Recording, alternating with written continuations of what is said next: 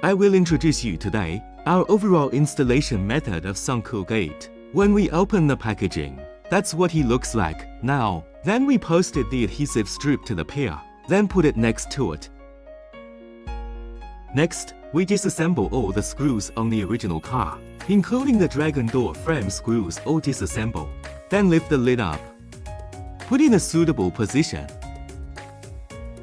Then we use the screw ribbon in the accessories package to put on the pad. Pass through this nut first. Use up and down hook to lock it up. Then reinstall the screws of the original car. Then find the wire. Use our brake light to push it up.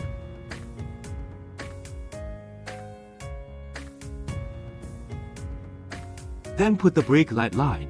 Pass from the groove of the brake light. There is a small round hole in it. After passing the line, look at the back. Wear it in one groove. This is the positioning slot of the positioning special positioning line. After passing, then this thread is worn out of this screw hole. Next, let's disassemble this brake light. The brake light is generally the screws. Find these two screws and remove it.